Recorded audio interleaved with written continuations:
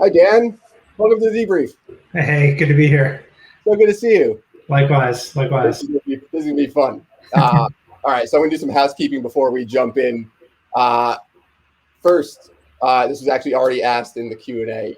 This will be recorded, so if you need to jump, not you, Dan, but if folks at home need to jump, you could as well. You'll always be able to replay the highlights. Two, at the bottom of our screen, there's an Ask a Question field. So if you have a question for Dan, you can drop it in there. I'm going to do my best to try to pick those up along the way. And finally, for the first timers out there, this is the Debrief presented by BrightHire. The Debrief is a series of conversations with founders, executives, and talent thought leaders on how they've built talented and diverse teams. I'm your host, Teddy Chestnut, BrightHire co-founder. And today I am truly thrilled to welcome Daniel Chait, co-founder and CEO of Greenhouse Software. Dan, thank you so much for joining us today. I'm looking forward to it. This will be fun. Awesome. All right, so we're going to jump into a whole bunch of stuff. How you built the team that took Greenhouse from literally like idea to an $800 million valuation on the back of doing hiring better. And before we do that, we're going to go back into a bit of your personal journey. Like you're a repeat serial entrepreneur, all the experience recruiting and building teams that you brought with you into the Greenhouse experience, and then productized in a certain sense.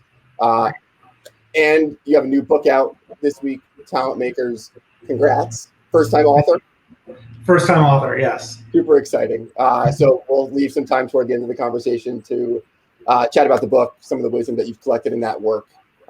Really excited to learn more about that. So it's a full hour. You excited? Very. All right. Can't wait. Slightly nervous, mostly excited. There you go. We always start off with a little bit of rapid fire just to get the juices flowing, right? Get the nerves out. What was your very first job? I worked at my mom's company. My mom was an entrepreneur, and I got a job in her office. And what was the job? It was like collating. It was a lot of collating paperwork. It was a lot of putting stickers on maps for clients of theirs, and it was a lot of like boring work. And actually started. This is back in the late 80s, and I started automating some of my job with the computers that they had just gotten, which ultimately led the way for what I became my job in real life. But yeah, I was kind of like, why are we spending all day, messing around in these like WordPerfect files? I could just create a macro and like slurp them all together and print them out in one go, and it takes like 12 seconds. And they were just like, this is amazing. Mind blowing. Collating is a word that I feel like half of the people on this. We lost the Gen Z audience. Collating. What is collating? I got old guy stories for days. So let's keep going. Did you have to interview for that job? I did not. You did not. Okay. When was the last time that you sat for a job interview? Boy, that was probably right after college, 1996. 96. Do you remember any of the questions that you were asked? I do, because I had gotten a job as a Borland Paradox database programmer, which was very obscure even then. You lost me on that one also. It was, even at the time, it was super obscure, but no one could believe that like a college kid just graduating college had like real professional experience as a Borland Paradox database programmer.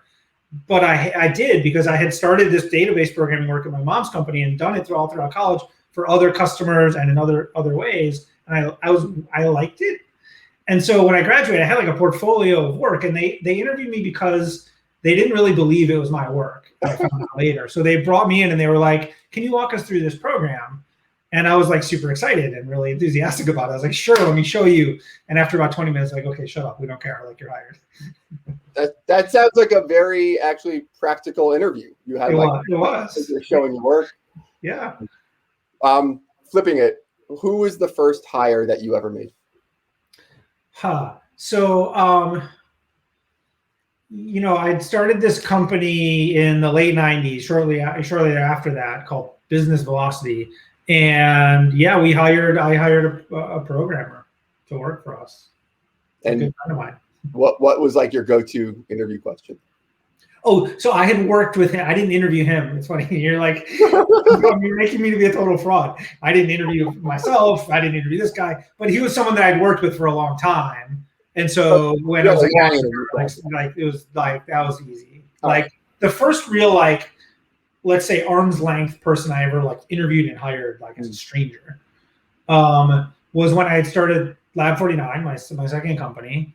And, we were just overwhelmed with work and we were super nervous about hiring anyone. We didn't know whether we could afford to or not. And so we literally just waited until we were just like running out of hours in the day. And we were like, okay, but we needed to know that we had like the full year's salary covered before we would even try to hire someone. Wow. Because we were just nervous about hiring someone and not being able to pay them, frankly. Well, I suppose that's the responsible thing to do. Yeah, I hope, yeah. You've personally, in other contexts, talked about like being on a constant learning journey. I'm curious, like, what's one thing that you've learned recently or that you're learning right now that you're diving into? Well, a big thing that I think a lot of people are going through that I certainly am is around building inclusive workplaces and diversifying your team. And that's just a constant learning journey. One of the things that we've started to focus on and that I've started to see is just how small changes in the way that you interview or the different kinds of ways that you like analyze the answers to interview questions can have a huge impact on who actually makes it through your funnel. And it can be hard to see those things. Fascinating. We're going to touch back on interview practices later on, but that's a good one to come back to for sure. Last rapid fire question. We asked this of all the folks at BrightHire when they joined. What's your most unpopular opinion? My most unpopular opinion. I don't know. Michigan is a basketball school. There you have it. In some places, the traditionalists still like the football team. All right. All right. Let's go way back. Personal professional journey. You mentioned you studied computer engineering. Just a couple of years after that, you founded your first company, Business Velocity Inc. Yes. Who came up with that name? Where did that come from? Yeah. It's not the sexiest name in the world. We were just, it's funny because back then, like you have to picture how different the world of entrepreneurship and business was. I mean, the very first thing we did, Teddy, was we printed out letterhead and we got a PO box. I mean, you're talking 1997, finding an office in Manhattan that had internet access that you could get within 6 months was a real challenge. And so the whole world was just very different. And coming up with a good 1-800 number was, to me, I spent more time on that than on the company name, because the company name was something that went on the top of your letterhead and on your paper business cards. Yeah.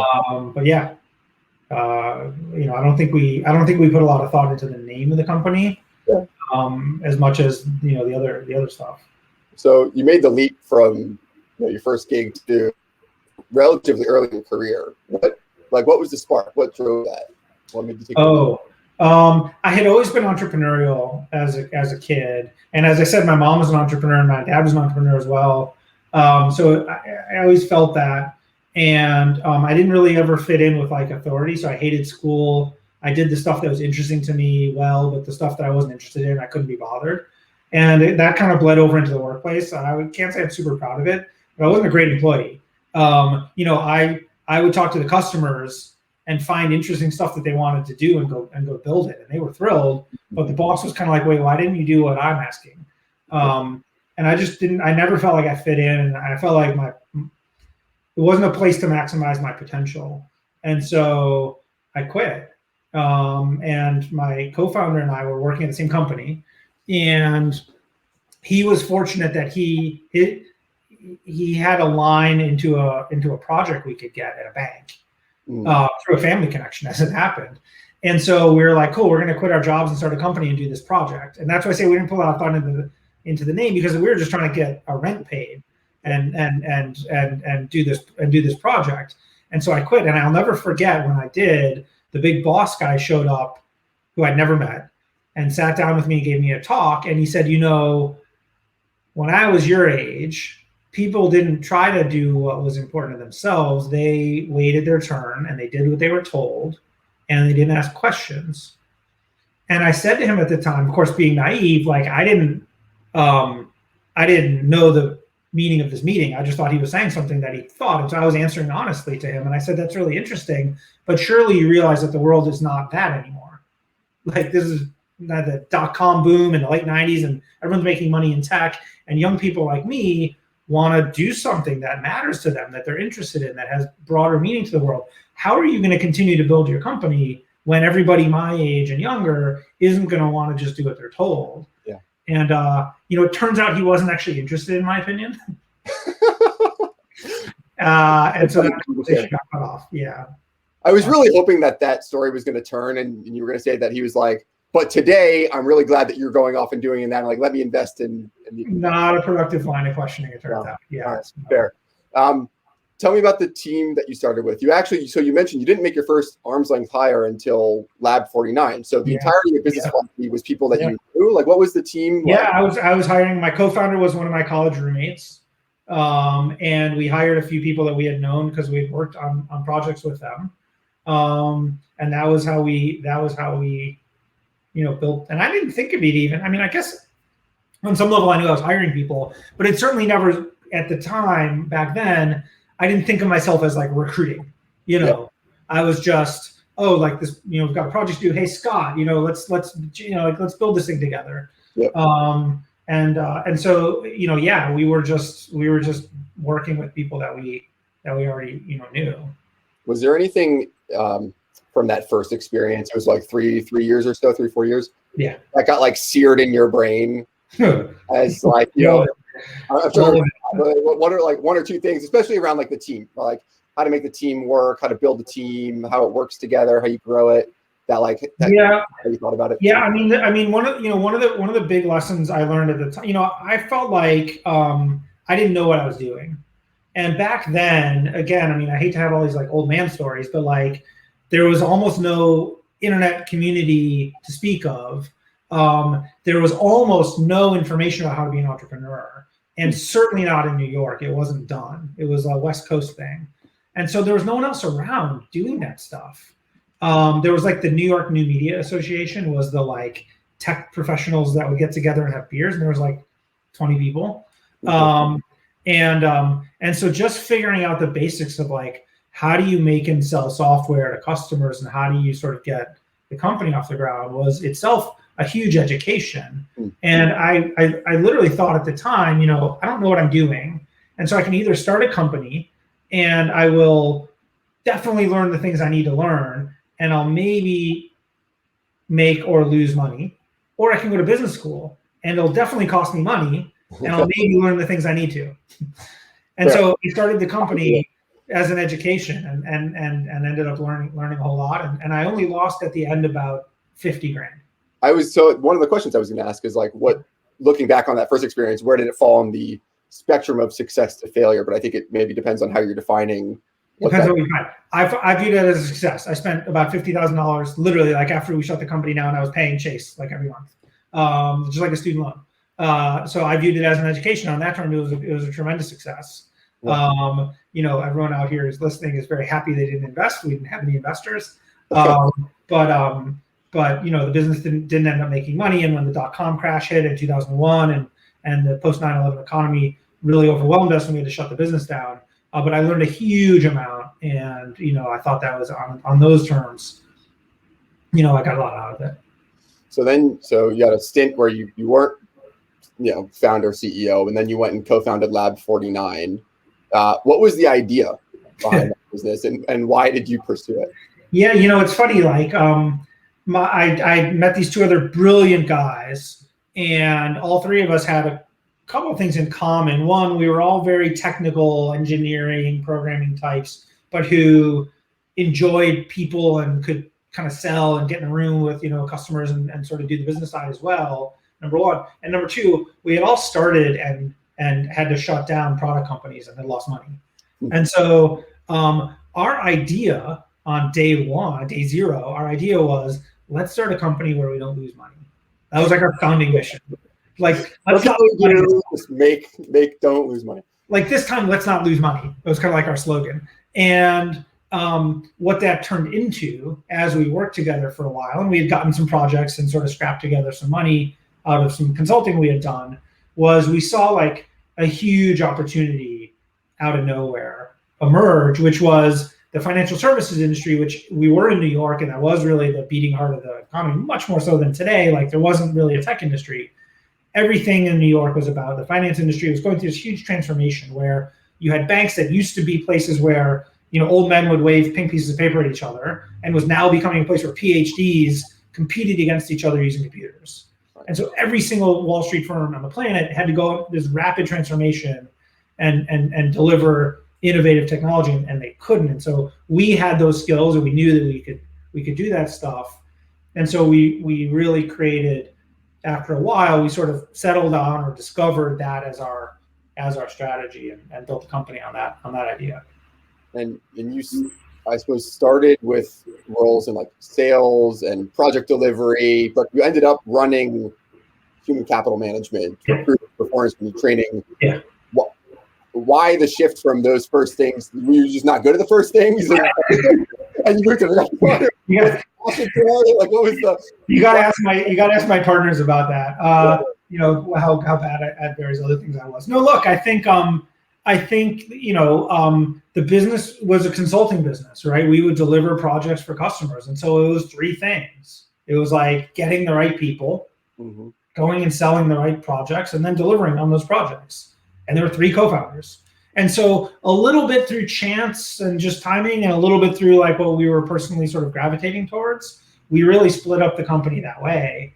And, you know, one person took sort of primary responsibility over selling, and one took primary responsibility over delivery. And I sort of took responsibility over everything in human capital. Having, as you've already heard, basically barely ever gotten a job myself or hired anyone at the time. Yeah. So what did the learning journey look like from, you know, hiring was, I knew some guys who were, you know, college age mine, to I actually run a human capital organization. Yeah. I mean, it was really hard. But the thing about it that I feel very lucky is, you know, this, again, it was a bootstrapped business. And if you think about how that business works, I go hire someone, and if I do a good job at that, I place you right away on a high-paying client project. The client pays me a lot of money. I pay you your salary, and I get to keep the difference. If I do a bad job of that, I hire you. I can't put you on a client project. I pay your salary out of my own pocket, like literally.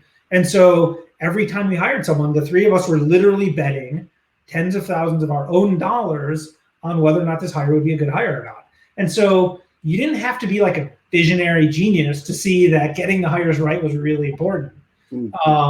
And in consulting especially, I think a lot of consulting and professional services businesses see their human capital in a very tangible way as directly related to their business and their P&L. And I was no different. And so it was a trial by fire, but eventually learned, like, okay, don't make mistakes. And then I had to get an edge because I couldn't hire for the, keep in mind, these are high-tech Wall Street projects, but all the high-tech Wall Street people were being hired by Goldman Sachs and Morgan Stanley, and I couldn't compete on their terms. I mean, I don't have the money or the brand or anything that they have. And so our whole thing was, how do we find people that they're not even going to look for? And how do we get more certainty that we're making the right bets than everyone else? And so this idea of structuring your top of funnel searches to look for the skills you need, and to structuring your kind of middle of your funnel interviewing around what are the real skills you need to succeed, let us get that conviction. And we would go hire people that didn't go to college. We would go hire people that worked at companies you never heard of, that lived in places besides New York, you know, and that didn't look like Wall Street people. And Wall Street wasn't even in the room. Like we didn't have to beat them because they weren't even in the conversation. And so we were able to go hire incredibly talented technical teams, diverse, you know, teams with all kinds of backgrounds, with very little competition, because we were very goal oriented around it. And we never thought of that as HR. I mean, that was our business. Yeah, your business is getting the right people in to run a project. Yeah. That company, so you talked about three co-founders and you're hiring folks placing on projects. You were there for almost a decade. Yeah. It's still going strong, right? There's still 165 or 170 people.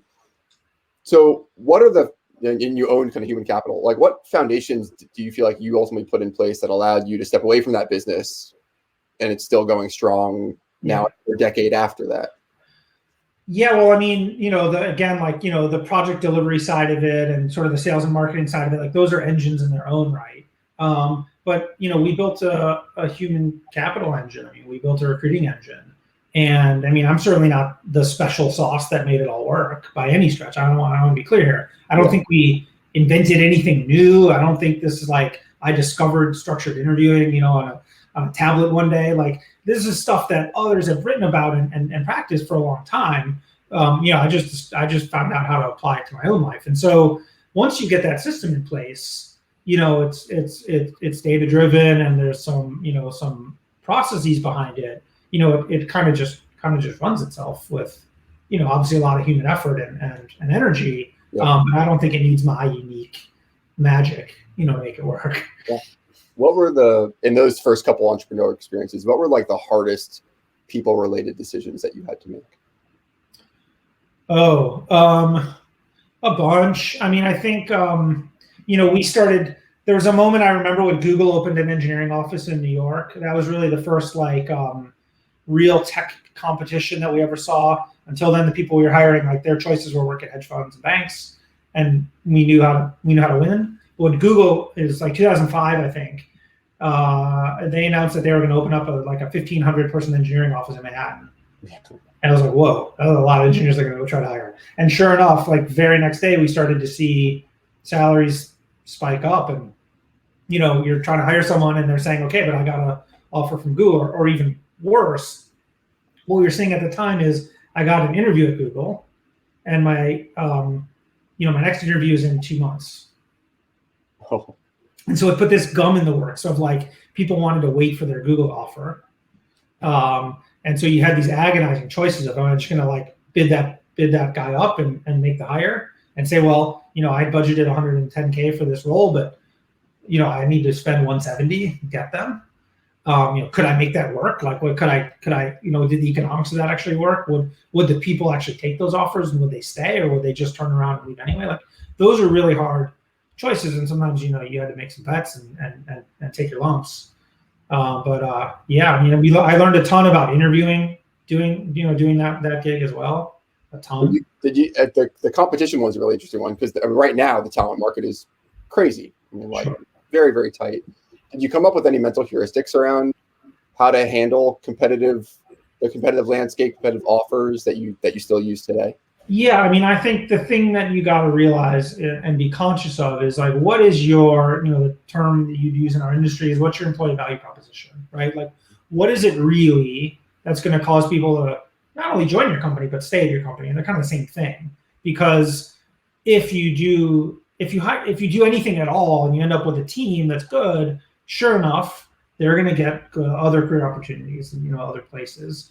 And I don't know. Did you ever see the Matrix? Like it's this sci-fi thing where there's this kind of imaginary thing of like there's like these green numbers that are kind of like cascading down behind like the reality that you can see. I always imagine that, but they're like in-mails from other recruiters to my staff. So everywhere I look around my company, I know that at all times they're getting job offers at other companies. And so whether it's about the day you hire them or their 1 year anniversary or their 5 year anniversary, like why are they at your company? And it's probably not because you can pay them the most money. There's always someone out there that's going to pay them a little bit more. And so, for me, like I think the formula of, really good growth opportunities for people, personal and professional, really great community of colleagues that they get to work with, that they like and that they respect, and work that provides a sense of purpose and contributes towards something bigger that you actually care about. Like that's a pretty good formula. If you can provide that, you'll generally get people that show up for the right reasons, and those reasons tend to stay over time, and so the people tend to stay more often than not. All right, let's transition to Greenhouse now. Sure. So after those two entrepreneur experiences, you took a short break, couple months, had a couple conversations, realized, okay, this hiring thing is actually a problem that every company faces. I could go solve that. What was the real light bulb moment that was like, okay, I'm going to go build a talent company? Yeah, I mean, the idea developed over really almost a year, but really over 6 months or so, where, the first realization I had was how different my hiring experience had been. You don't realize it at the time. You're just trying to do your job. And as I started, I sold, my interest in the business and went on. And as I was talking to people who knew what I had done and my background and how I'd run talent, they would say like, oh, you ran talent at Lab 49. I'm trying to hire a Python engineer. Who do you know? And I'd be like, well, I know some, but like, what do you, how are you looking for people? Like, why don't you start me off with what you're already doing? And I can see like if I can fill in the gap. And it was always disappointing to hear their answers. They were just like, I don't know. I placed an ad in the paper. I called a recruiter. Nothing's working. And I was just like, what do you mean nothing? You're not doing anything that's going to work. Like, what is none of that? Don't do any of that. And that they like imagined in their mind that I knew all the A players and that kept them somewhere. And if they wanted one, I could just give it to them. I was like, that's not how any of this works. And so I started having these realizations through conversations that like most people knew how important hiring was, but they didn't really know the formula. And that as a result, their companies weren't great at hiring. That wasn't a capability that their companies had. Their companies could do sales, their companies could do product development or marketing, but hiring wasn't really a corporate capability. They had someone that could recruit. Sally's my great recruiter. She's amazing, but it wasn't like a capability. And so as we started seeing that, we realized like, oh, that's the missing capability that you need when you're going to build an amazing organization. And it's becoming more important than ever because companies today are more talent driven than ever. And so we started to see that idea as the opportunity, but then it was about, is the solution going to work? Because again, like I knew my experience worked for me, but the light bulb moment there was, and I credit my co-founder John entirely for this. He's a product really genius, if I could say that. And his thing was we need to test the product idea before we go invest all the money to build it. And so we did literally a paper game with a friend of mine who worked at a company and was hiring someone. And we went there and we said, like, we'd ask some questions like, oh, what are the big criteria for the job? And she would say, well, I need an iOS engineer. And okay, iOS next. I need someone who's a problem solver next. And it's okay. So like, you just said like 5 criteria. And you're like, how are you going to interview for those? Oh, I guess like the programming thing will do my programming test, and this thing I'm going to ask them some questions about their background. Okay, we wrote those in the next column, literally on index cards. And then we asked a few other questions, and we stepped back, and her desk was filled with these columns of index cards. And we stopped the stopwatch. It had been 8 minutes.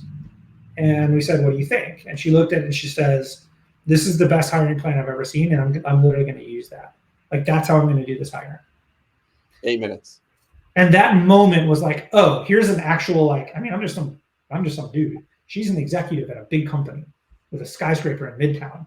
And in 8 minutes, we were able to ask her some extremely simple questions that she already knew the answers to and help her put together a hiring plan that she never could have gotten to on her own. It was going to be the difference between building a team or not. And so we started to see that we really had something that was both quite new and different, but also very simple and understandable to most people. How did you gain confidence that there was a software or technology solution to this, and not just a gap in effort? Like 8 minutes with index cards, solve problem. Just to be clear, it's not a low effort. I don't mean to say it's a low effort thing. Hiring is really hard, and actually part of what we said at the time was you had kind of a whole industry of people saying like, oh, hiring is a hassle. Like, we're gonna make it super easy for you, one click. And we were like, no, hiring is a whole job. It's part of everyone's job. It's really hard. It's super competitive, and you're losing because the guy down the street is spending more time on it than you are. Like, you gotta get good at this, and we still think that.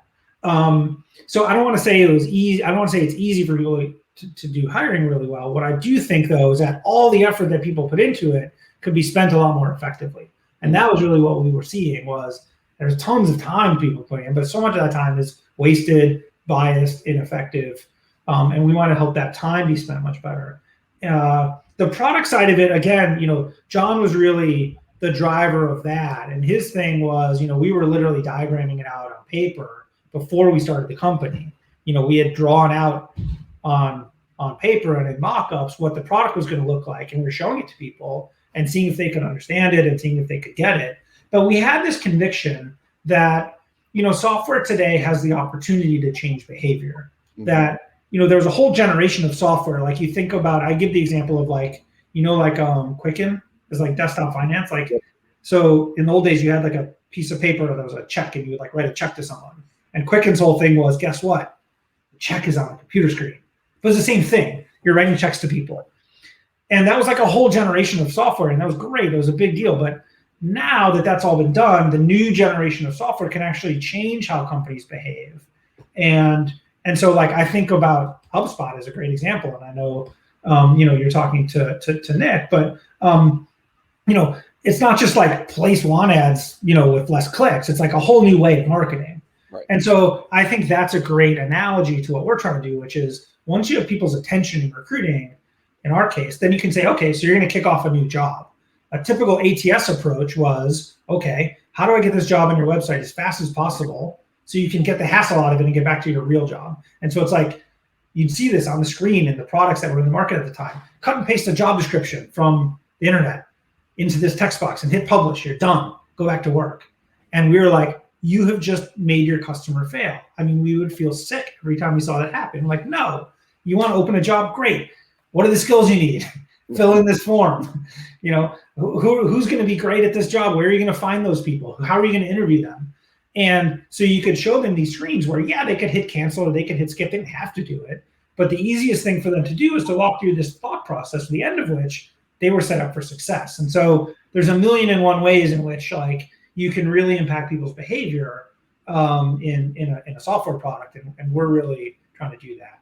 So you started with this kernel of an idea. Your co-founder, John. Who else was on like the founding team? Like up to like could split one or two pizzas? Like what was the first team like? Yeah, we hired a programmer who is now our CTO, Mike Buford.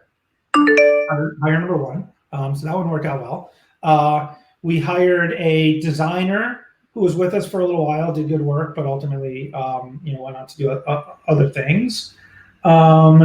Mike hired another programmer. We had two programmers, and it was like four of us for a while, and then we hired customer success before we hired any salespeople. We had all the sales we needed.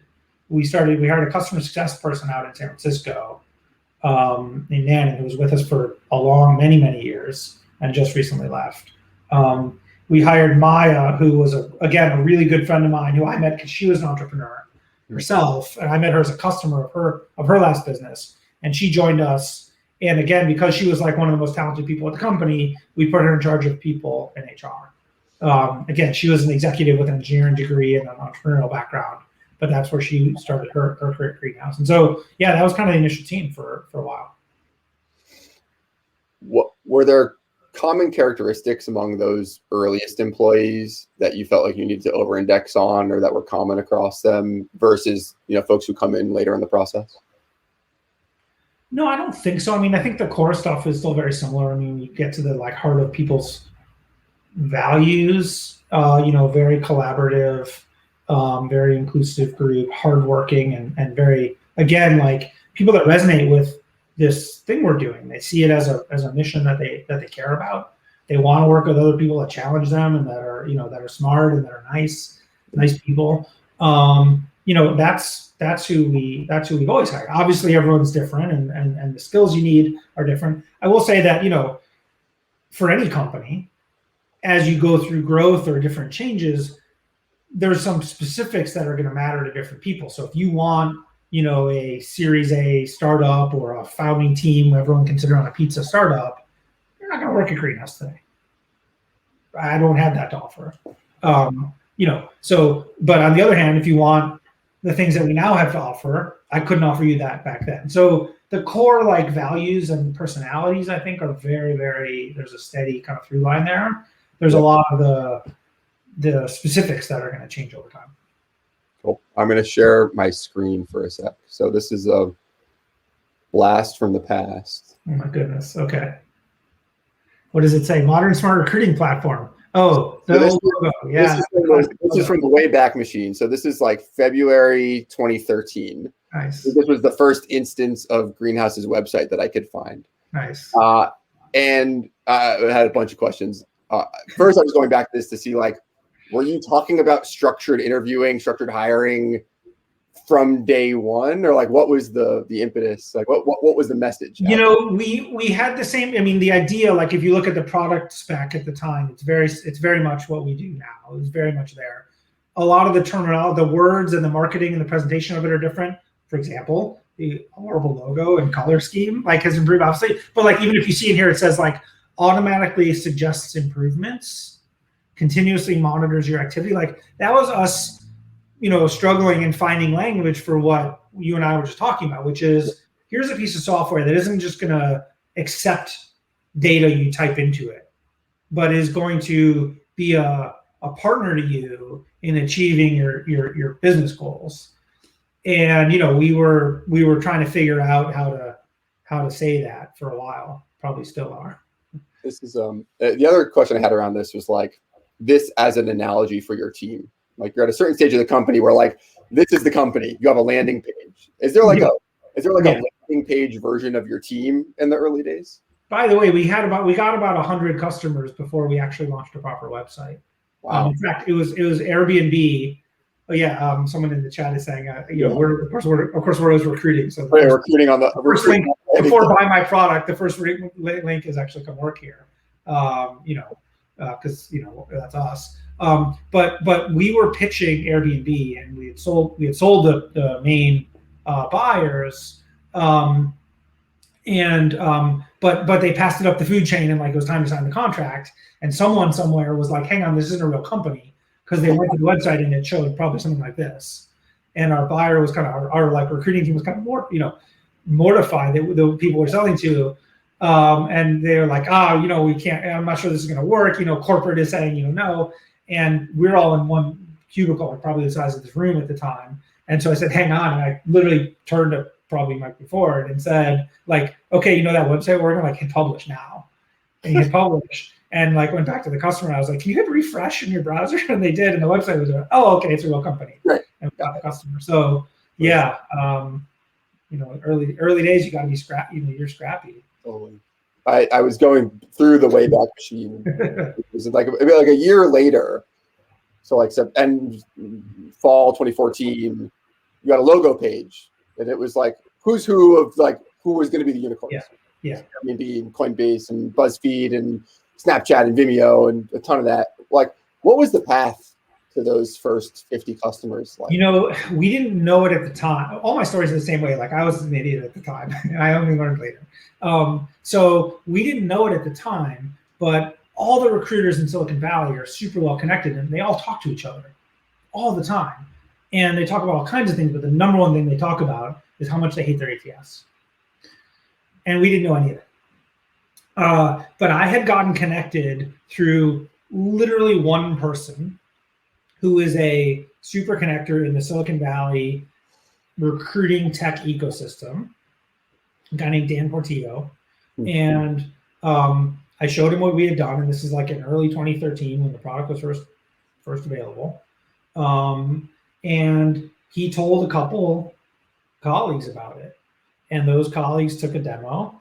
And before long, like people were just emailing us and calling us and coming to the site and requesting demos, and we were just taking inbound leads. I mean, the fish were jumping out of the lake into the boat, and we didn't. And you asked us where they came from, we had no idea. We found out later that they were going to like the San Francisco tech recruiters dinner on Wednesdays at whatever restaurant and talking to each other about us, and like we became a thing, I think, in that community. But again, as you can see, it's not because we looked so cool. I mean, we were not a fashion, statement. It was because, we had discovered some, a need and a solution to that need that was dying to be made. I mean, the next version of that website that you saw was still a landing page, but it said "finally" was our headline. And that came out of the customer reaction that we were getting, which was when we would demo this to people, they would just say like, "Finally, you've been in my head. Like, this is what I've been saying for years." And so what we started to see was that we, in our egos and imaginations, we were like bringing wisdom to the world. It's like, no, guys, you're just catching up. I mean, people were dying for this stuff, and they had already figured, and they were doing this on paper and with spreadsheets anyway. There are companies out there that had 3-ring binders of interview questions and case studies and spreadsheets of scorecards and interview kits and guides and things. And they were doing all this stuff just the kludgy way. And so when they finally saw a piece of recruiting software that didn't minimize the recruiters, it didn't say, take the hassle out of hiring. Nobody wants to do this crap. It stinks. Instead, it said hiring is the most important thing in your company, and we're going to help you be great at it. And here's how. I think we just hit on the winning formula right off the bat.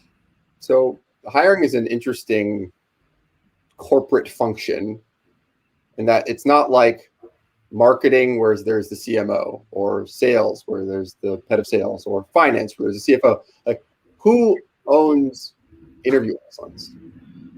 Well, I wrote a book about this. But, I think that hiring is the job of everyone, and it starts with leaders. And so, that's why, again, we wrote this book called Talent Makers, to give a name to that responsibility. I think we'll talk about that in a little bit. But, we're just focused on this question of like, how does your company become great at hiring? And as we asked that question, and we just looked at the companies that are really good at it, and what you see was, unlike what some of the people that I mentioned earlier were imagining, it wasn't that they knew where the A players were and you didn't. And it wasn't that they had a recruiter or a tool that you didn't have. It was that the leaders cared. And when the leaders cared, everybody else cared. And so what that looked like, in my case, was I was a software engineer by training and was actively a programmer as I was building and running recruiting in my company. And I would go pitch an engineer on the job, and we would talk tech. And as fancy as Google is, and as much sushi as they can throw at people, which was way more than I could, they were talking to Google's recruiter. And it's just not a fair fight. You're a colleague. If you're the CEO, this happened to us 2 days ago. I was talking to one of my executives, and they're going after a candidate. And the candidate said, the CEO of that other company called me. And so I'm going to take that job. And it's like, that matters. Mm-hmm. And so you're right. It's the look, a company has a recruiting team and a talent acquisition team, and they have an important role to play. Don't get me wrong.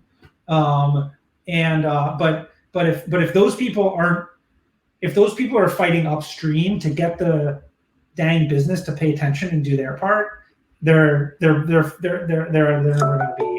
to be successful. And contrary, if you are, as a talent maker, taking charge of hiring yourself and supporting your recruiting team and helping them do their best work, well, then you have the ultimate business superpower. Because if you can hire the right people whenever you need to, you're not afraid of anything.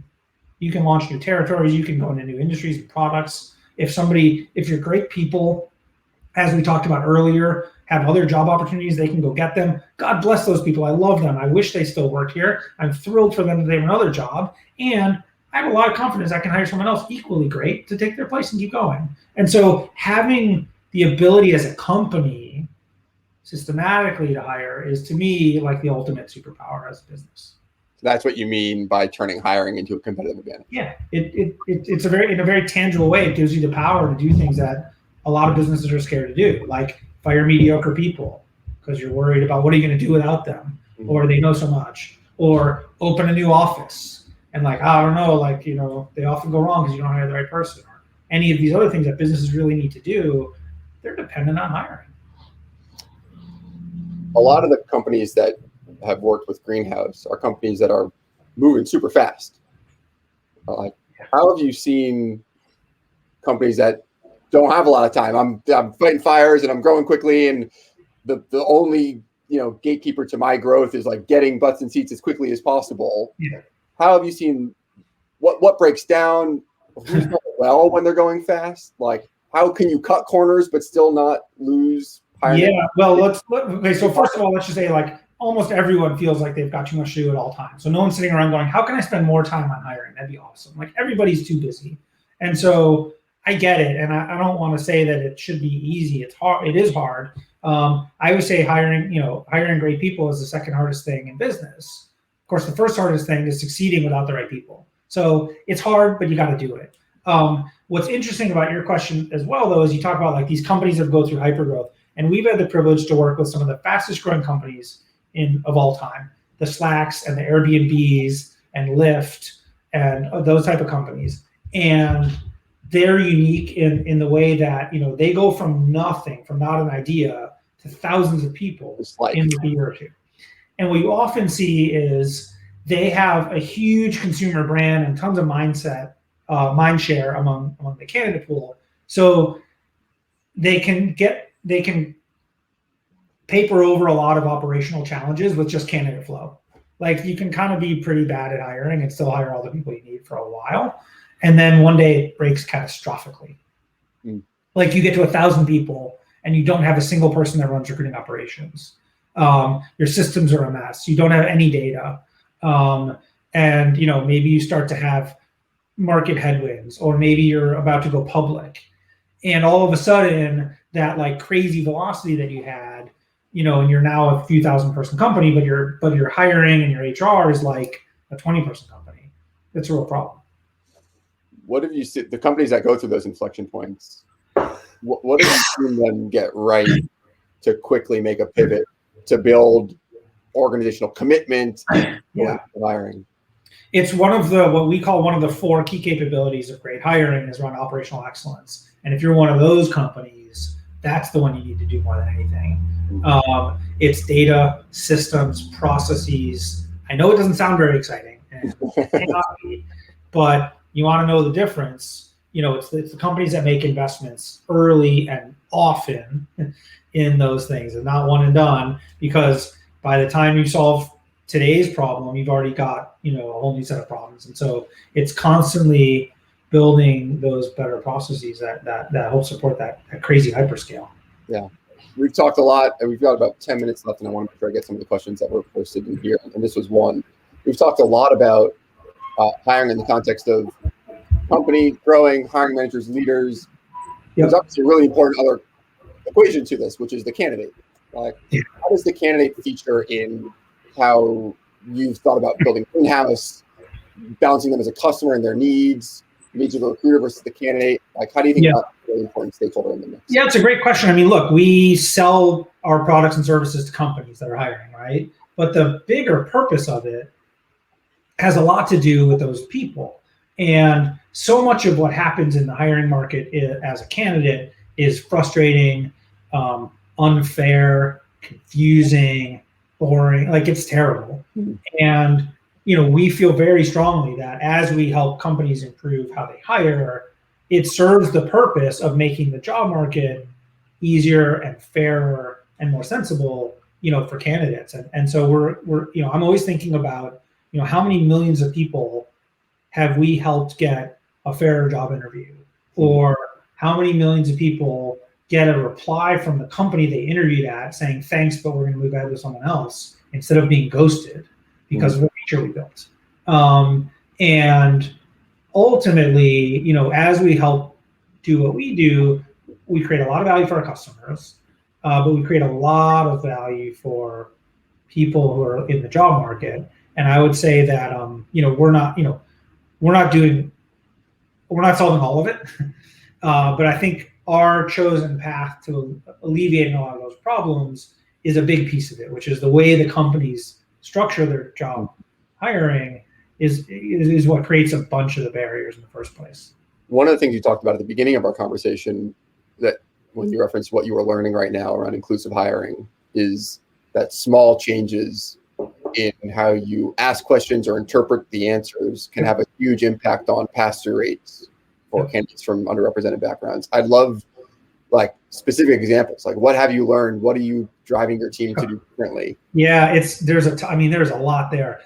Just off the top of my head, I was having a conversation with a CEO yesterday who had filled out a role, had a bunch of candidates that had applied, and they haven't even gotten to those candidates yet, and so was sending them all kind of like a, hey, we don't have any more openings right now, but we're going to be hiring again soon, kind of rejection email. And so they selected a few hundred people and sent it out, and I was looking over the draft of the email with her, and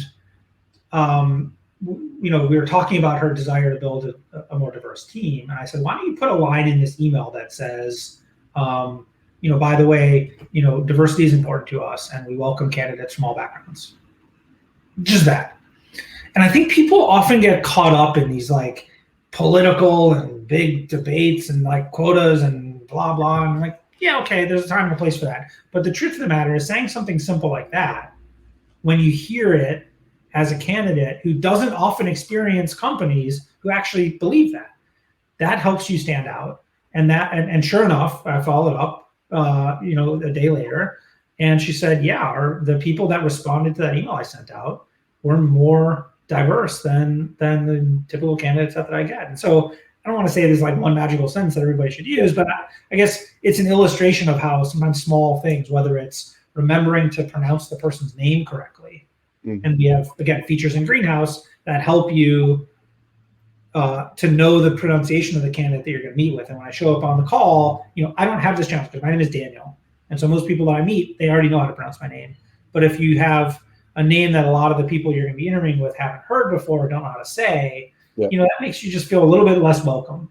And so getting that little thing right makes that person know that you're a company who cares about people like me and is going to give me a fair shake. And I'm going to feel like I belong and I can do my best work as a result of it, which is what this is all about. Half of interviewing is about getting the plan right. What are we looking for? What questions should we ask? But the other half is like having pattern recognition. Like, what does good sound like? Mm-hmm. Who is above the bar, below the bar? And that gets a lot harder. And I'm sure you found yourself in this position a lot of times as you're growing a team and you're hiring for roles that didn't exist on the team before. We're hiring our first head of marketing. We're hiring our first VP of engineering, CTO. We're hiring our first whatever. How do you build the plan, and how do you know what to look for when you're hiring ahead of where the business is? Yeah, well, look, there's no easy answers. Again, I don't have the secret formula, magic hire button. If I did, it'd be a much more compelling offer. What I can say, maybe just a couple like pro tips there about the question specifically about hiring the first of something where you don't really know what you need yet. Right. The first is that you can actually learn a lot by interviewing candidates. And so, you don't want to waste people's time. But like, for example, I remember early in the company's history at Greenhouse, I didn't really know what marketing was. I mean, I'll just be honest. I never really marketed anything. I had a business before that was very insular and word of mouth and small. And so I had never done any marketing. I never worked with any marketers. I know what the hell it was. And so, we started interviewing marketing people. And as we would talk to their work, we were trying to build kind of a map of what marketing really is. And through that, we came to see like, okay, there are basically like 2 or 3 kind of templates of people we're seeing. Folks that came up from creative agencies. There's like technical demand gen marketer people, and then there's like brand strategy people. And you can kind of get a sense of the market from just talking to a lot of candidates and then thinking a little bit about which template sort of matters to you. The other is just asking experts that you already know. So I'm constantly reaching out to people. I just did that this week. There's a role I'm hiring my executive team, and I reached out to a senior person I know who's been in that job for 30 years, and I picked a ring for half an hour about what the job description should include and what the kinds of people are. And I think you should always be skeptical of feeling too confident that you know what you need. And I think asking experts is a great way to educate yourself. Cool. I know we have a lot of folks in the talent and TA space, either on here or who will get the recording. You have your finger on the pulse of the entire talent and recruiting technology landscape, right? Like Greenhouse is a big API marketplace. Like, what are you seeing? What trends are you looking at in the TA and HR tech space? What's really interesting to you? Yeah. Well, I mean, obviously the 2 big mega trends, let's say, over the past year are number 1, focus on remote workplace. Right, the pandemic created an instant remote workplace for hundreds of millions of people, and so one thing that's really done is create a much more programmatic need for employee onboarding. I think when you think about most aspects of hiring, you can kind of easily imagine how to translate that to an online world. Instead of meeting you for a coffee, I'm going to meet you for a Zoom. But the moment you hire that person, what we're all used to is they show up on their first day and we get them a laptop and a sign-in and the stuff they need to, sort of get to the office. But they learn the job through osmosis in a lot of ways, right? They sit at their desk, they've got neighbors and they've got offices and lunch, and you don't have any of that. And so how are you going to get those new hires to know their colleagues and to know what the job is, to be part of the culture? That whole onboarding experience is something that companies are having to reimagine for an online world in ways that they never have before because of the pandemic and remote work. The other big thing, of course, over the past year is the broad awareness of social issues, particularly around diversity, particularly around the ways that the workforce is unfair and unfairly impacting disproportionately people of color and women and other underrepresented groups, and feeling like they need to do something about it and not always knowing what. And so that's another huge new aspect of kind of the world of work, and things that we're tackling, many others are tackling. And again, there's no easy answers, but there's a lot of energy being put towards. Awesome. Dan, thank you so much for spending super interesting conversation. Your whole professional journey has been in and around talent for a couple of decades. That's super interesting and valuable to hear your perspectives and lessons learned along the way. Thanks a lot. And this is a real pleasure. And I hope everyone reads my book, Talent Makers, and see you around. Yeah, absolutely. Thanks everybody for joining this episode of the Debrief. Mark your calendars. Next Thursday, we're putting a link in it.